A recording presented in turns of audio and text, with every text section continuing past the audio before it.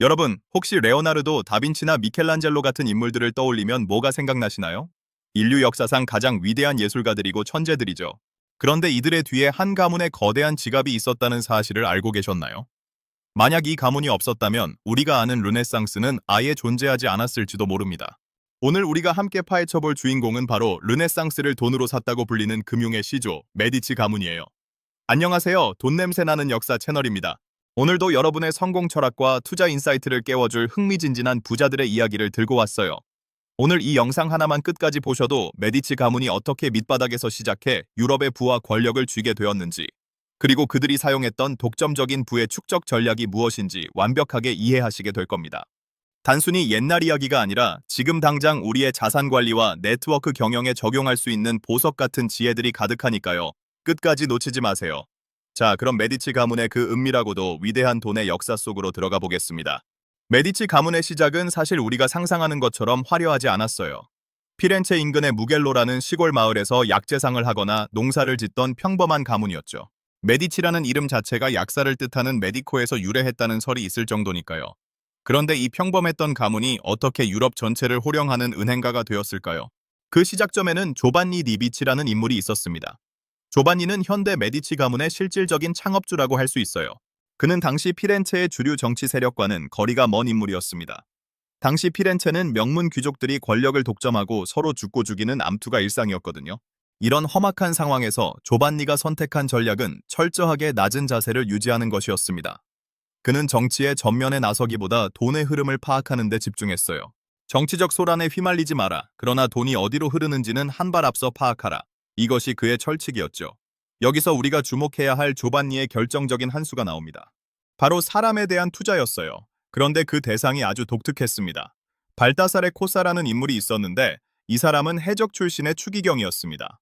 평판이 아주 안 좋았죠. 모든 은행이 이 사람에게 돈을 빌려주기를 거부할 때 조반니는 자신의 전 재산을 걸다시피 해서 이 해적 출신 추기경을 후원합니다. 왜 그랬을까요? 조반니는 이 사람이 가진 야망과 정치적 잠재력을 본 거예요. 결과는 어땠을까요? 놀랍게도 이 해적 출신 추기경이 교황 요한 23세가 됩니다. 이때부터 메디치 가문의 운명은 완전히 뒤바뀌게 돼요. 교황의 신뢰를 얻은 메디치 가문은 교황청의 공식 은행으로 지정됩니다.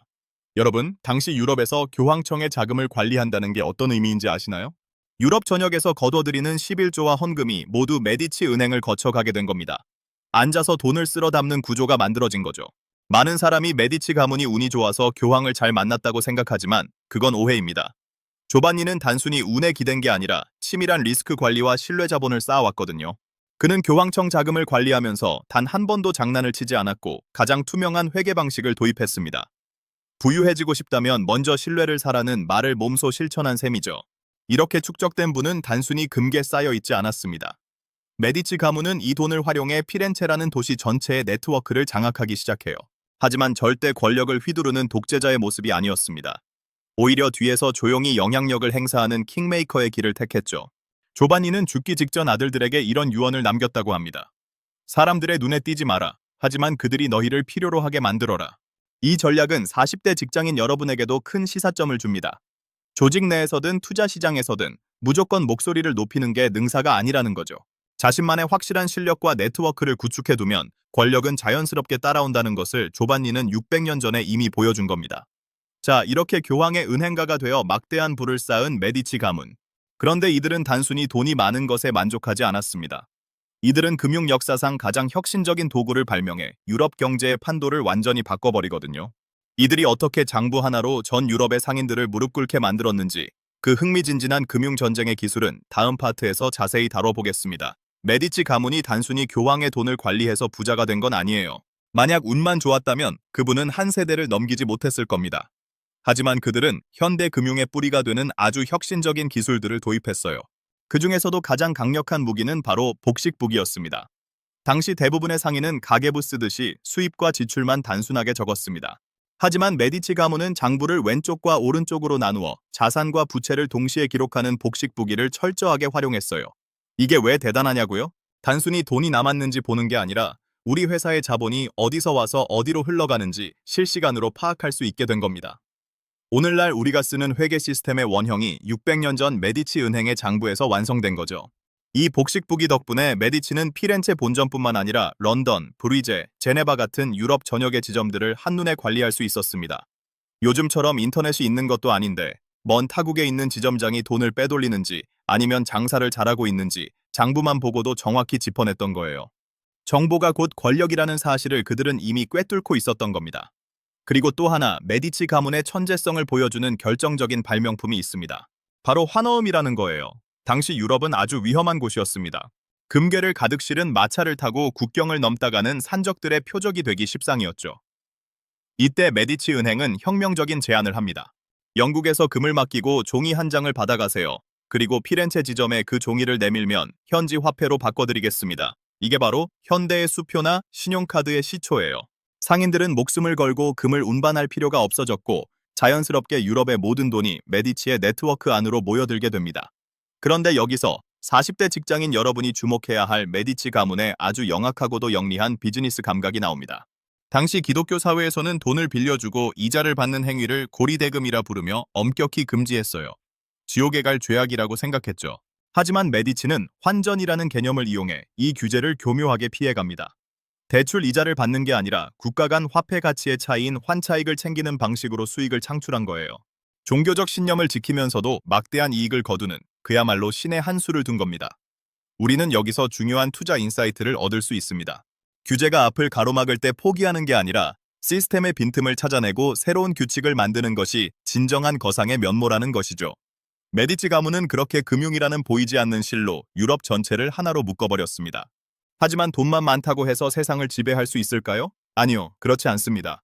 메디치 가문의 진짜 무서운 점은 그 막대한 부를 보이지 않는 권력으로 치환하는 능력이었다는 점이에요. 특히 그들은 피렌체라는 도시의 주인이 되기 위해 아주 치밀하고도 잔혹한 정치 공학을 펼치기 시작합니다. 그 중심에 서 있었던 인물이 바로 메디치 가문의 전성기를 연 국부 코시모 데 메디치입니다. 그가 어떻게 피렌체 시민들의 마음을 훔치고 경쟁자들을 소리 없이 제거하며 1인자의 자리에 올랐는지 궁금하지 않으신가요? 자, 이제 메디치 가문의 역사를 바꾼 또 한 명의 거인, 코시모 데 메디치의 이야기를 해볼게요. 조반니가 부의 기초를 닦았다면 코시모는 그 부를 어떻게 권력으로 바꾸는지 보여준 진정한 전략가였습니다. 그는 피렌체라는 도시를 통치하면서도 한 번도 공식적인 왕이나 독재자라는 직함을 전면에 내세우지 않았어요. 말 그대로 뒤에서 모든 것을 조종하는 그림자 통치자였죠.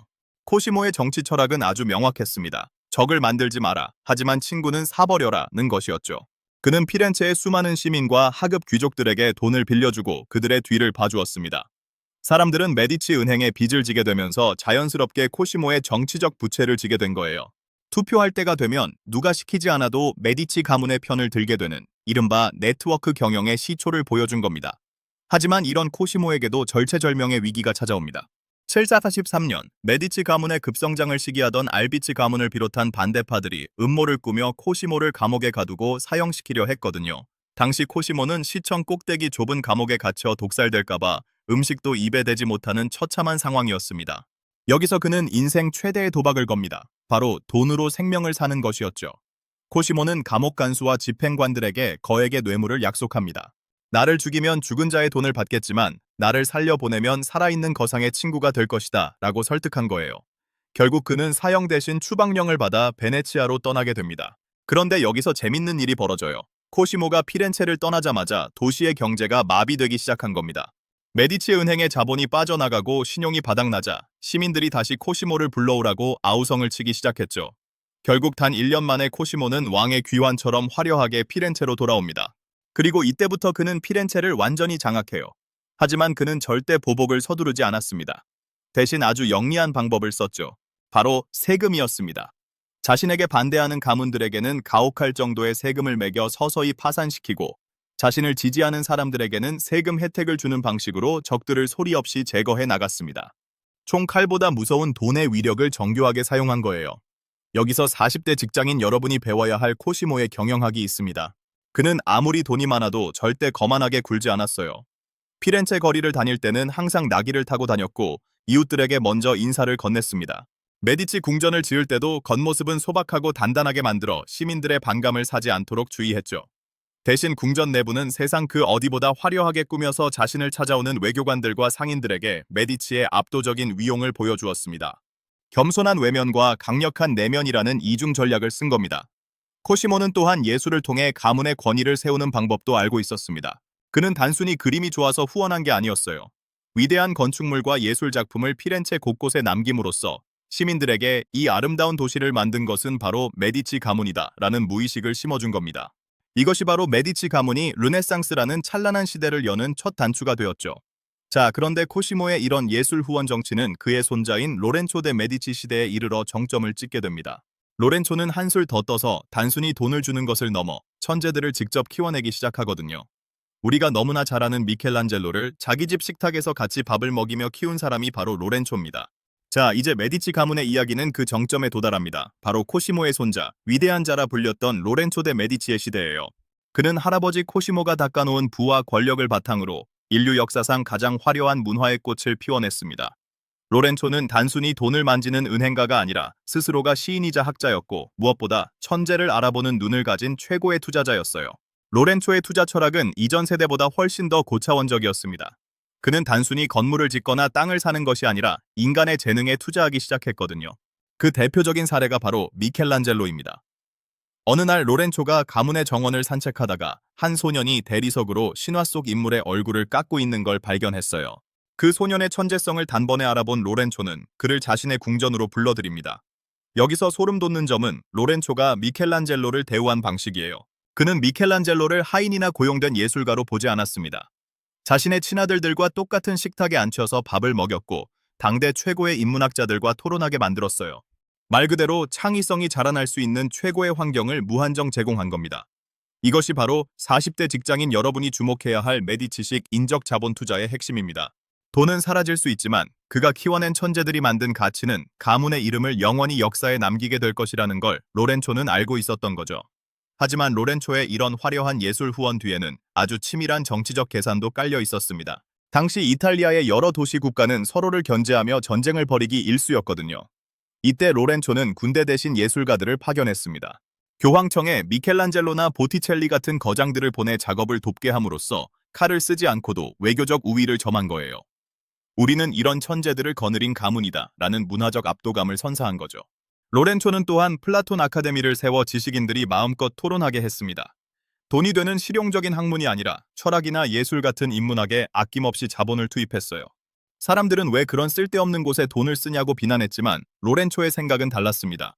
새로운 생각과 철학이 나와야 세상의 패러다임이 바뀌고 그 변화의 중심에 서야만 부의 흐름을 계속 주도할 수 있다고 믿었기 때문입니다. 하지만 여러분, 완벽해 보이는 로렌초에게도 치명적인 약점이 있었습니다. 예술과 문화에 너무 심취한 나머지 가문의 근간인 은행 경영을 소홀히 하기 시작한 거예요. 할아버지 코시모가 장부 하나하나를 챙겼던 것과 달리 로렌초는 지점장들에게 경영을 맡겨두고 자신은 시를 쓰고 예술가들과 어울리는 데 시간을 보냈습니다. 결국 메디치 은행의 여러 지점이 부실 대출로 인해 파산 위기에 몰리기 시작해요. 게다가 메디치 가문의 독주를 막으려는 반대파들의 공격은 더욱 거세졌습니다. 1878년에는 성당에서 미사를 드리던 로렌초 형제를 자객들이 습격하는 파치 가문의 음모 사건까지 벌어지죠. 로렌초는 가까스로 목숨을 건졌지만 그의 동생 줄리아노는 현장에서 살해당하고 맙니다. 부와 권력의 정점에서 가장 참혹한 비극을 맞이하게 된 거예요. 이 사건은 우리에게 중요한 교훈을 줍니다. 아무리 높은 가치를 추구하더라도 본질적인 비즈니스의 기초가 흔들리면 모든 공든탑이 무너질 수 있다는 사실이죠. 로렌초는 위기를 극복하기 위해 직접 적진으로 뛰어드는 무모한 외교전을 펼쳐 가문을 지켜내지만 메디치 가문의 황금기는 서서히 저물기 시작합니다. 로렌초가 세상을 떠난 뒤 영원할 것 같았던 메디치 가문의 은행 제국은 급격히 무너졌습니다. 가문의 부를 지탱하던 본업인 금융보다 화려한 예술과 정치적 영향력에만 몰두했던 대가였죠. 실제로 세계 최고의 부자 가문들이 망하는 패턴을 보면 관리 소홀과 무분별한 확장, 그리고 본질적인 비즈니스의 약화가 결정적인 원인이 되곤 합니다. 메디치 가문 역시 로렌초 시대에 이미 은행 장부는 엉망이 되어 있었고 그 뒤를 이은 후계자들은 할아버지 코시모나 증조 할아버지 조반니만큼의 경영 감각을 보여주지 못했습니다. 하지만 놀라운 점은 은행이 망했음에도 불구하고 메디치라는 이름은 그 후로도 수백 년간 유럽 역사의 한복판을 지켰다는 사실입니다. 그들은 금융에서 쌓은 부를 바탕으로 르네상스라는 시대를 통째로 샀고 이를 통해 얻은 문화적 권력을 정치적 권력으로 변환하는 데 성공했습니다. 가문에서 4명의 교황을 배출하고 2명의 프랑스 왕비를 만들어낸 것이 그 증거죠. 돈은 사라질 수 있지만 그들이 구축한 네트워크와 가문의 브랜드 가치는 세대를 넘어 대물림되었던 겁니다. 여기서 우리가 주목해야 할 메디치 가문의 진짜 유산은 이른바 메디치 효과입니다. 서로 다른 분야의 천재들을 한자리에 모아 토론하게 하고 그들의 지식이 융합되면서 폭발적인 혁신을 만들어낸 것. 이것이 바로 메디치 가문이 인류 문명에 남긴 가장 위대한 투자 결과물입니다. 그들은 단순히 그림을 사는 소비자가 아니라 새로운 시대를 설계하는 기획자였던 셈이죠. 이제 오늘 이야기를 우리 삶에 어떻게 적용할 수 있을지 40대 직장인 여러분을 위한 3가지 지혜로 정리해 보겠습니다. 첫 번째는 보이지 않는 자본에 투자하라는 것입니다. 메디치 가문이 해적 출신 추기경에게 투자하고 미켈란젤로를 식탁에 앉혔던 것처럼 당장의 수익보다 사람과 신뢰, 그리고 네트워크라는 무형의 자산을 쌓는 데 집중하세요. 여러분이 40대에 구축한 탄탄한 인간관계는 훗날 어떤 경제적 위기보다 강력한 방패가 되어줄 겁니다. 두 번째는 본업의 본질을 놓치지 말라는 교훈입니다. 로렌초가 예술에 심취해 은행 장부를 소홀히 한 순간부터 몰락이 시작되었음을 기억해야 합니다. 자신의 꿈과 가치를 추구하되 나를 지탱해주는 경제적 기반인 본업의 기초를 탄탄히 다지는 실무적 감각을 절대 잃지 마세요. 마지막 3번째는 부의 그릇을 키우는 인문학적 안목입니다. 메디치 가문은 돈을 노예로 부리는 법을 알았고 그 돈을 가장 가치 있는 곳에 쓸 줄 아는 철학이 있었습니다. 단순히 잔고를 늘리는 투자자가 아니라 그 돈으로 어떤 가치를 창출하고 어떤 사람들과 함께할 것인지 고민하는 메디치식 가치 투자를 시작해 보시기 바랍니다. 오늘 우리는 르네상스를 돈으로 산 금융의 시조, 메디치 가문의 장대한 역사를 함께 훑어보았습니다.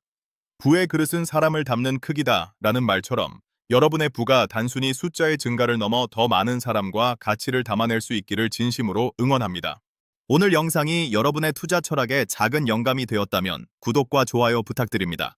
저는 다음 시간에도 역사 속 부자들의 지독하고도 찬란한 성공 비결을 들고 다시 찾아오겠습니다. 지금까지 돈 냄새 나는 역사였습니다.